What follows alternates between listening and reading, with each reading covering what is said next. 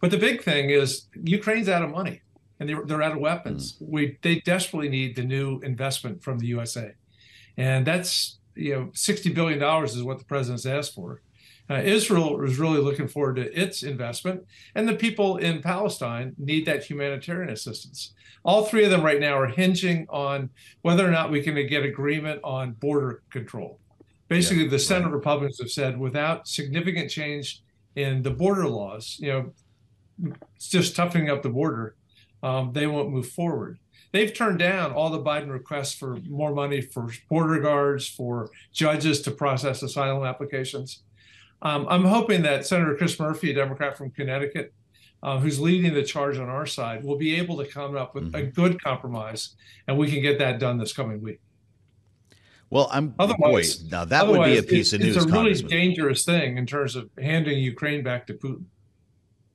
I get it. If you accomplish that next week, though, this would be this would be a screamer of a headline, as we say in the business. It's been 20, 30 years in the making to actually get Republicans and Democrats together here and pass legislation, not just an agreement, but make it law. Congressman, there's a report from Reuters today. The Biden administration is considering supporting new restrictions on who can seek asylum, defining asylum more narrowly, as well as an expanded deportation process, may be open to designating additional safe third countries. Is that what you're hearing from the White House? Would you support those measures? Yes, I would. And I think, Joe, we're looking at 11, 12,000 people a day crossing the border.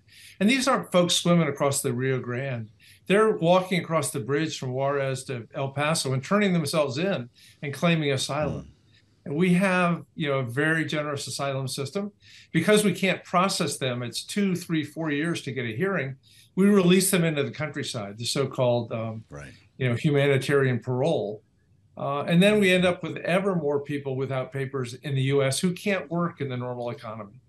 We've got to do something. Even when democratic cities like New York and Chicago are pushing back hard, we know that there has to be a bipartisan solution. That's an important statement for a Democrat to say. Do your colleagues you're talking with, when reporters like me are not around, feel the same way? Or is this going to be something that Democrats need to do some soul searching on before voting next week if it really came to that? Yes, some soul searching. And certainly not everyone on the Democratic side agrees with me. We have Hmm. there's a natural conflict between our compassion, our desire to help every human being and take care of people who are fleeing, murder and sexual assault and deep poverty. At the same time, recognizing, as Barack Obama said, that we're not a country if we don't have a border. And I think there are ways we can work together. One of the pushbacks from my Republican pals is they don't want to give citizenship access to the dreamers or to the people that have been here on temporary protective status, sometimes for decades. And one of the things we want to see as Democrats, in fact, senior White House official said, I'll trade all kinds of border security for the right of Yeah. our dreamers to have a path to citizenship. Well, all right. So let's stop right there because I haven't heard that word from a Democrat on this program, Congressman, since this debate began about border security, the throes of debate that we're in right now. The idea is instead of asking for help with dreamers, Democrats will trade border reform for Ukraine funding.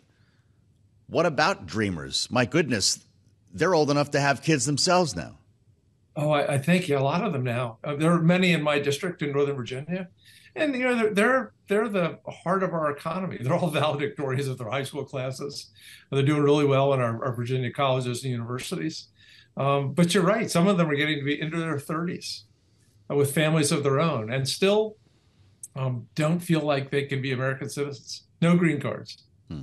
It's really They're, unfair. But they're not going it's to be one of part of the this deal, though, are they?